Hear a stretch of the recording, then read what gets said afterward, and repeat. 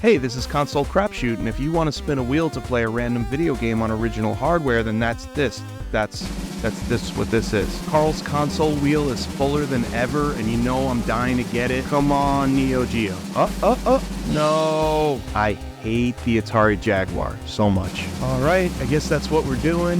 We've got 48 games on the Jaguar wheel, and there's pretty much nothing on this wheel that's going to end well for me. White Men Can't Jump. I got this game when I first bought my Jaguar off my friend like 20-something years ago. I played it for like 45 minutes and I haven't touched it since. But I do remember one thing. I remember the song in the beginning of the game. And it's just some guy saying over and over again, black, unity, white, unity. That was so ridiculous that always stuck with me. So let's start by hearing a little bit of that. Black,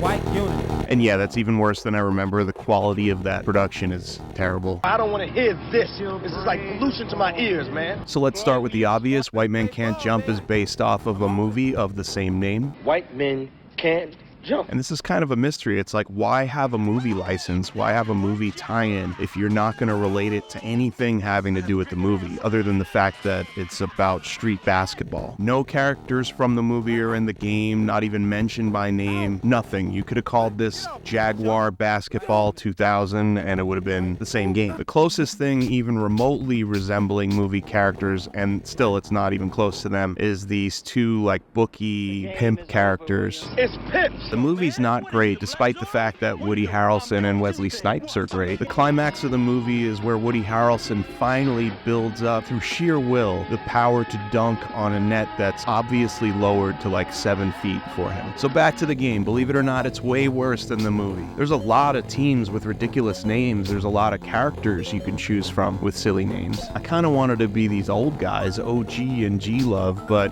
in the spirit of the movie, I figured I'd get the two guys that look the most like Woody Harrelson and Wesley Snipes. I'll play against those guys. And holy shit, this game is ugly. Frankly, I find it rather ugly. There's 4 courts to choose from. The graphics, the sound, the whole presentation, the stupid messages at the top of the screen, the dumb things that the characters are yelling at each other over the low monotonous music is like mind-numbing. I'm just gonna be quiet. You listen to this for a second. Watch it.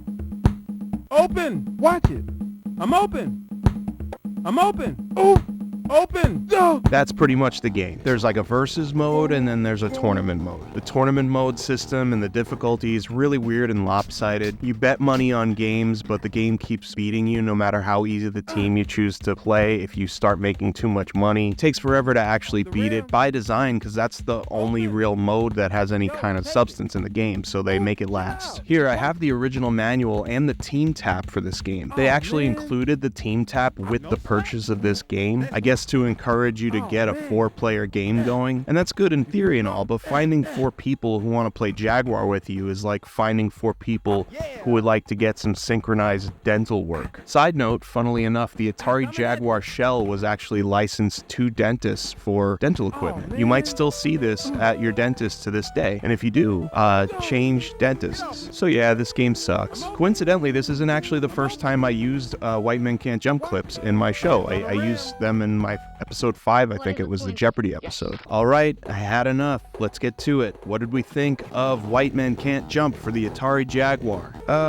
You know, the Jaguar was a weird time, man. It was a big, confusing leap from 2D to 3D games. The PS1 and the Nintendo 64 were ugly in hindsight, but they were starting to really figure it out. But there were a few brave souls that tried it before that, and they failed miserably. This game is horrible, even among a library of horrible games. The 2 hours I played it for this episode were the most I've played it in the 20-something years that I've owned it, and I really regret those 2 hours. If you gotta play a basketball game on the Atari Jaguar, you might as well do NBA Jam, but even then you're still stuck with the Jaguar controller. This one's gonna be a 1 out of 5, not really a surprise. Even with the Team Tap hardware included with this game, it's hard to believe that companies would charge full price for games like this. $62. But it was a dark time. Luckily we survived and we don't have to play games like this anymore. We can sit and watch some asshole like me play it instead from the comfort of our toilet. Alright, that's it for this week. That was a rough one. I hope that means we can only go up from here next week. Looking forward to seeing what we get. I hope you'll be there. See you then. It's pretty. It's so pretty.